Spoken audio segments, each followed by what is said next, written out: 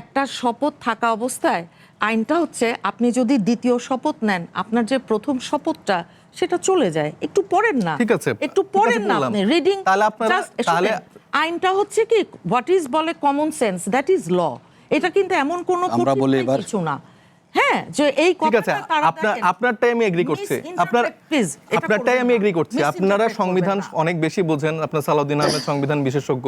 তাইলে আপনারা এই নির্বাচনের আগে ঐক্যমত্য কমিশন যখন এই রুটটা দিল, রূপরেখাটা দিল, তাহলে কেন আপনারা এগ্রি করলেন? কেন তারেক রহমান গণভোটের জন্য ক্যাম্পেইন করলেন? তারা আর কিছু না পেয়ে এখন মাঠ গরম করার অনেক রকম কথাবার্তা বলছে। আমরা কিন্তু বাইরে রাজপথে চলে যাব। রাজপথে আপনি কখন যাবেন?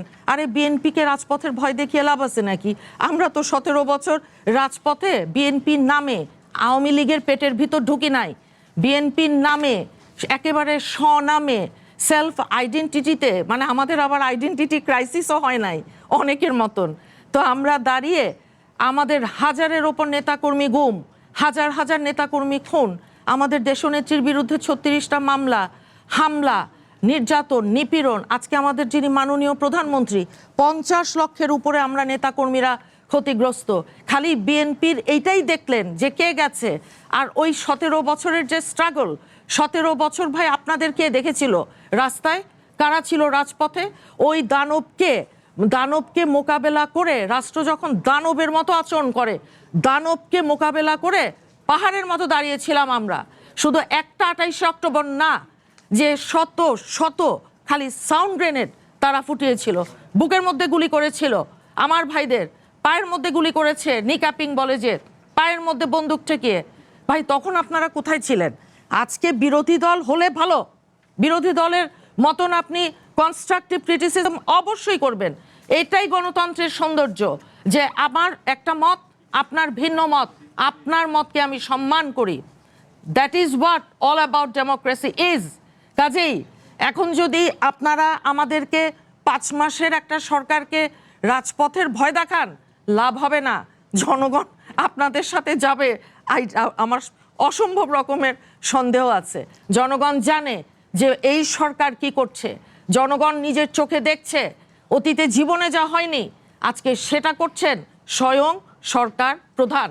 কাজেই ওই যে মনে মনে মন কলা খেতে পারেন, বাস্তবে হবে না, বাস্তবে হবে না এগুলো।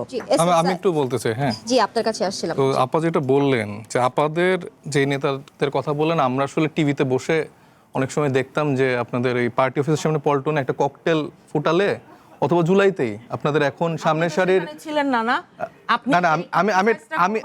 আপনি আপনার কথার সময় কোনো কথা বলেন? আচ্ছা বলেন। আমি একটা বলে নেই তো, একটা ককটেল ফুটলেই এরা দৌড়ায় পালাইতো। আপনার এই যে এখন অনেক মন্ত্রী মিনিস্টার যারা আছেন তাদেরকেও আমরা দেখছি যে জুলাইয়ের যে ক্লিপ আছে, আমি আপনাকে লিঙ্কও দিব, তারা একটা সাউন্ডে পালায় যায়।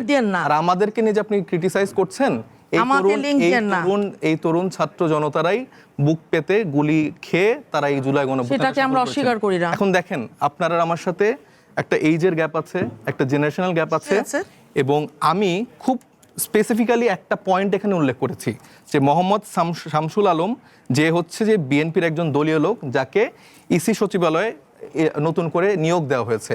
পয়েন্ট ছিল এটা, কিন্তু আপনাকে যেই উপস্থাপক আছেন তাকে আপনাকে প্রশ্ন করেছে এটা, আপনি বললেন যে এনসিপি একটা নতুন দল, এর কোনো আইডিওলজি নাই, ইউনূসের সাথে বিদেশ ভ্রমণ করছে, এই সংবিধান নিয়ে কপচাচ্ছে।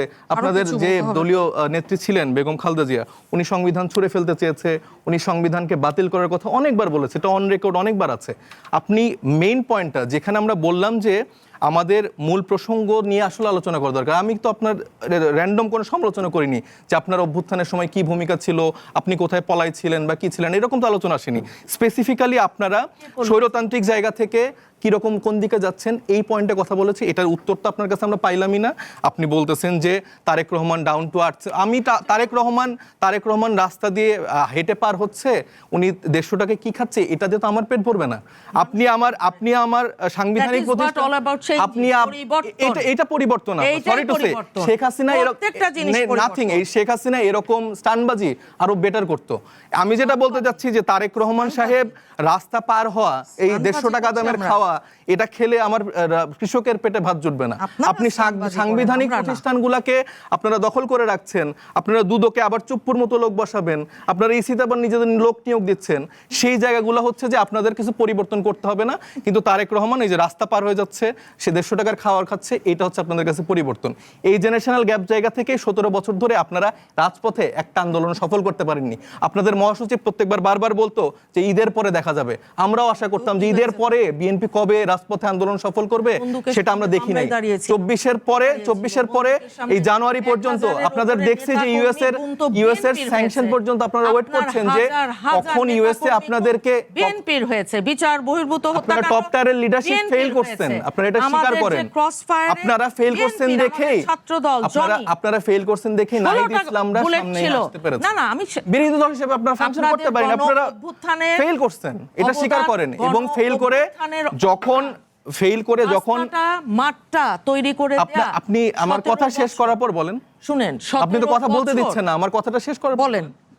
আপনারা এই যে ফেল করলেন, ফেল করার ফলেই তো এই যে আনকরা আমাদের মতো অপরিচিত ছেলেরা গণঅভ্যুত্থানের সামনে চলে আসলো। নাহিদ ইসলাম, তারপরে হাসনাত আব্দুল্লাহ, এই মানুষগুলা কিভাবে সামনে আসলো?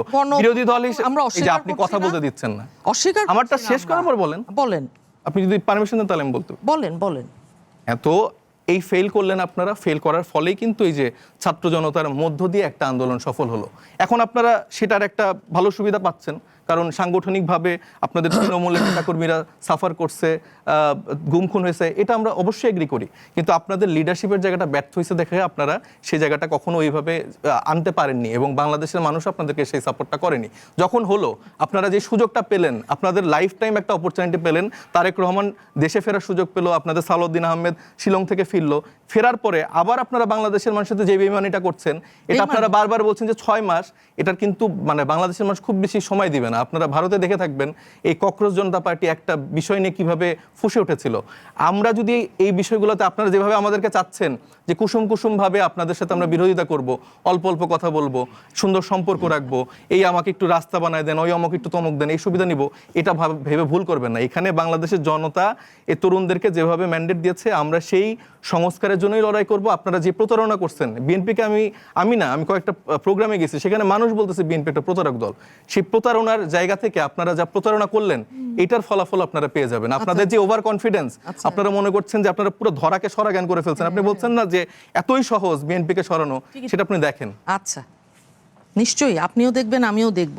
বিএনপি বেইমানি করেছে, এই বেইমানির সংজ্ঞাটা কি, কোথায়, কার সাথে, কিভাবে, পলিটিক্যালি বলছেন তো এক্সপ্লেইন করবেন। 70% মানুষের রায়কে আপনারা কিভাবে উড়িয়ে দিলেন? কেউ উড়িয়ে দেয়নি।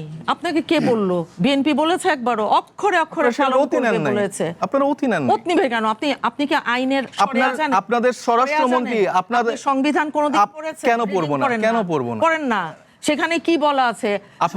আপনাদের স্বরাষ্ট্রমন্ত্রী সালাউদ্দিন আহমেদ নিজে সংসদে দাঁড়িয়ে বলেছেন যে আমি সেই সময়ে এই মিথ্যাটার সাথে এগ্রি করছিলাম, কারণ অ্যাজ মেম্বার অফ পার্লামেন্ট, সংসদ সদস্য হিসেবে।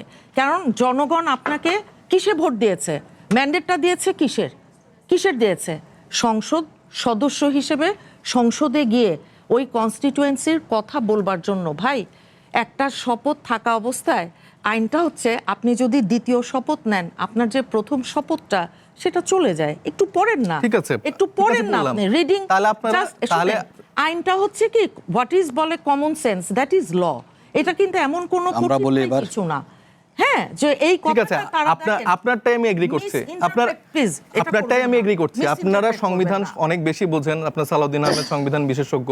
তাইলে আপনারা নির্বাচনের আগে ঐক্যমত্য কমিশন যখন এই রুটটা দিল, রূপরেখাটা দিল, তাহলে কেন আপনারা এগ্রি করলেন? কেন তারেক রহমান গণভোটের জন্য ক্যাম্পেইন করলেন? জিয়াউর রহমানের হাতে তৈরি দল আমাদের দেশে। আপনারা উত্তর দিতে পারেন না, আপনারা বলবেন না। এত বেশি আপনার অত্যাচারের শিকার আর কেউ কোনোদিন হয়নি, কিন্তু সেই কথা এই ইতিহাসগুলাই বারবার বলেন। বর্তমানে আছেন যখন বলে বিএনপি প্রতারণা করেছে, what do mean by that? কি আমি বললাম, এটাই মিন করছি। কি প্রতারণা করেছে? আপনি যে সংবিধানের দোহাইটা দিচ্ছেন, আপনার তাহলে ইলেকশনের আগে প্রতারণা, এটা ডেফিনিশন। আপনারা ঐক্যমত্য কমিশনের হোয়াট ইজ প্রতারণা কাকে বলে? গণভোটের গণরায়ের যে ম্যান্ডেটটা বাংলাদেশের মানুষ দিয়েছে, সেটা কিন্তু আপনারা উপেক্ষা করেছেন শুরুর থেকে। আমাদের আজকে যিনি মাননীয় প্রধানমন্ত্রী, আমাদের মহাসচিব, যারা স্পোকস পারসন, সর্বোচ্চ নীতি নির্ধারক, বারবার বলেছেন, সবাইকে বলেছেন যে আপনারা প্রত্যেকে গণভোটের পক্ষে রায় দিবেন, হ্যাঁ ভোট দিবেন। আপনি কি বলছেন এখন? আমি না না না না, বলবো, আপনি একটু শুনেন না, আমি শুনেছি। আপনি কি বলছেন, একটু আগে আপনি কি বললেন, আবার এখন কি বলছেন? আমি তো ঠিকই এই যে বলেছি। সালাউদ্দিন আহমেদ আমরা একটু বলি কি বলছেন? আমি তো মানে আপনার কথা শুনে